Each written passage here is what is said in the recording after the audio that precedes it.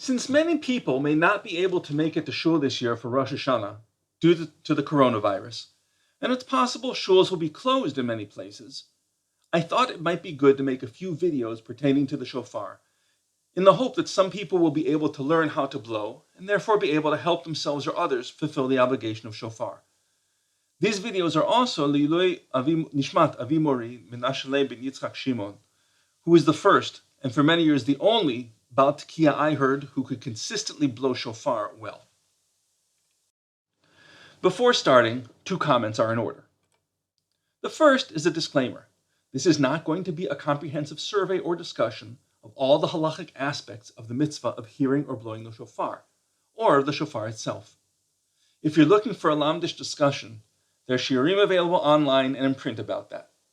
These talks are intended to be practical.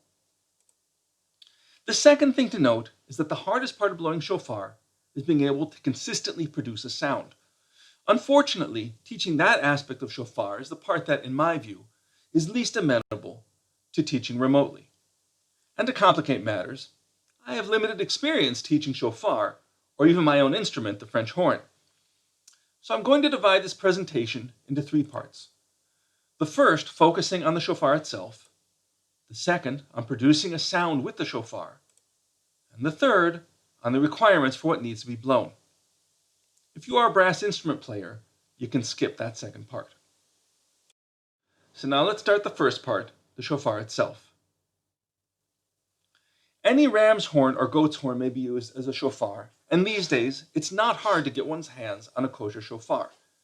Indeed, the Shulchan Aruch says up front, quite plainly, all shofarot are kosher, although it then qualifies this a bit by excluding various types of horns from the scope of what constitutes a shofar.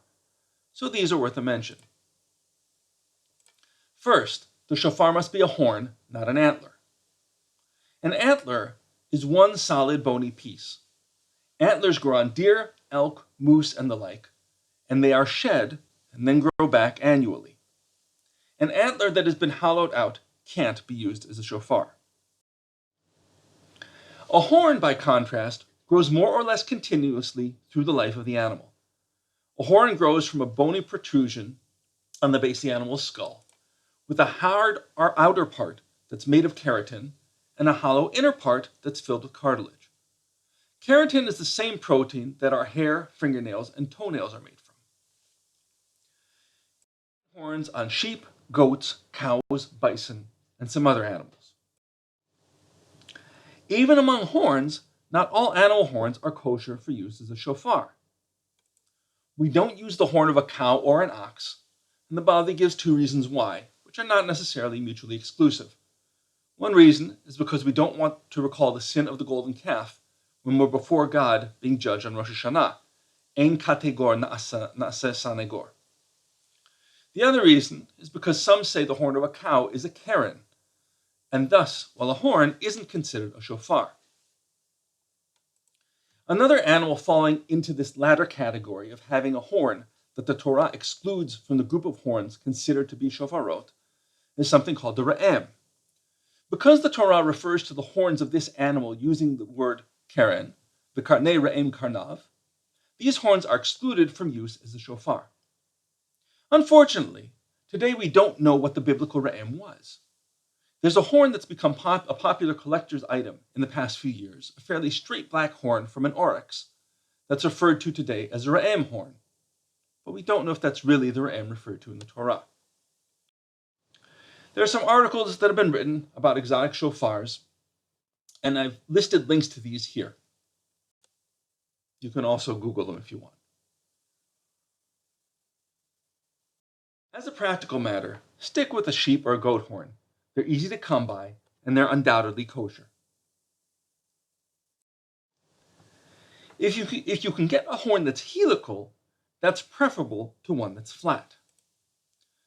Note that a horn can be both curved and flat at the same time. The ibex, referred to in the Bible as a yael, has horns that resemble a scimitar or a scythe, curved but flat. Helical means it's curved through 3 dimensions, not curved through a 2-dimensional plane.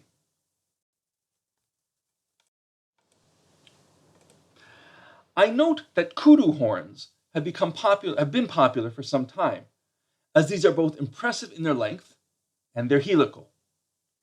However, the kudu is not a sheep, but a type of antelope from eastern Africa.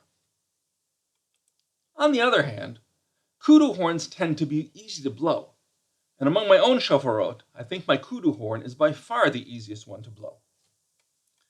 Nevertheless, if you can get your hands on a sheep or goat horn that you can blow easily, that's preferable to a kudu horn. And if you're sure it comes from a ram, that's even better, as this is thought to remind God of the devotion that Abraham showed in the binding of Isaac. Having said all that, the critical thing in blowing shofar, and I'll repeat this several times, is being able to consistently produce the notes. So if the only shofar that's available that you can easily and consistently produce a sound from is a kudu horn, I would recommend that this year you use the kudu horn instead. If you're planning on becoming a regular Baal Tekiah after this corona thing is under control and we're back in shul for Rosh Hashanah, I recommend that you invest in a good ram's horn. To make a shofar, the horn is removed from the bony protrusion of the animal's skull, or cut off the skull with part of the bone still in it. The cartilage and any bone is removed from the horn, and a hole is cut in the small end. Because the last third or so of the horn is solid and curved, drilling through that solid part in its natural state is not easy to do. This leaves two choices. The most common solution used by shofar makers is to straighten that last third of the horn, cut off the end, and then drill through with a long drill bit to the hollow portion. And you can see that in this picture on the upper right, that the horn has been straightened. As I'll show in the next slide, the result of this is that the opening into which one blows may be relatively small, depending on where the tip was cut off. In contrast, the shofars used by Yemenite Jews are made not by straightening part of the horn, but by cutting off the last third or so of the horn, and then drilling a short bore to the hollow part of the horn. This results in a relatively large aperture to blow into, which we'll see on the next slide.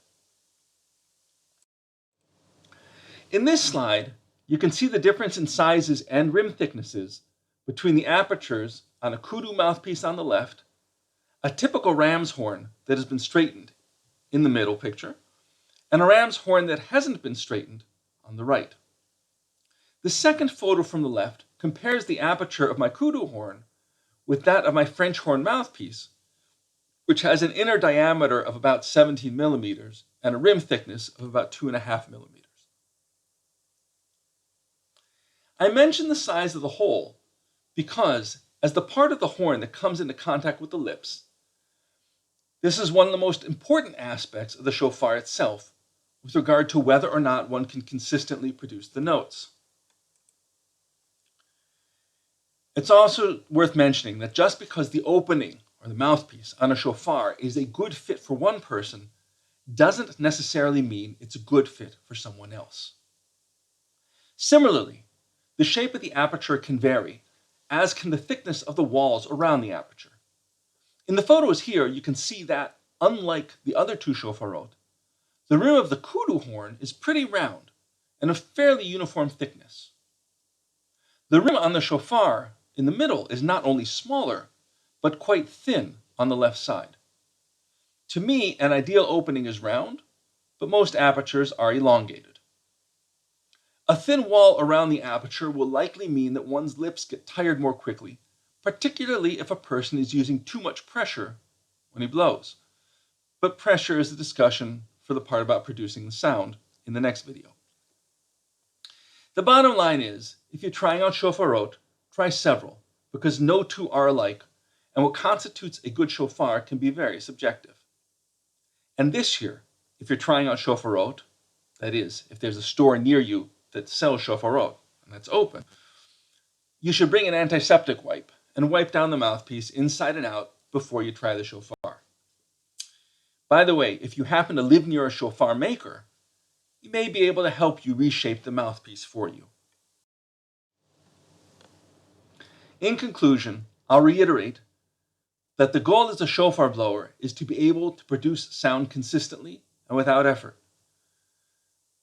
But keep in mind, just as Itzhak Perlman will still make a bad violin sound good, and a beginning violinist won't sound any better if he plays a Stradivarius, a good shofar blower will have an easier time with a bad shofar than a poor shofar blower will have with a good shofar.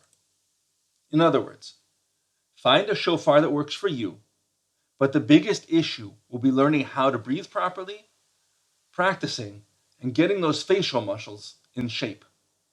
In the next video, I'll try to explain how to actually produce a sound.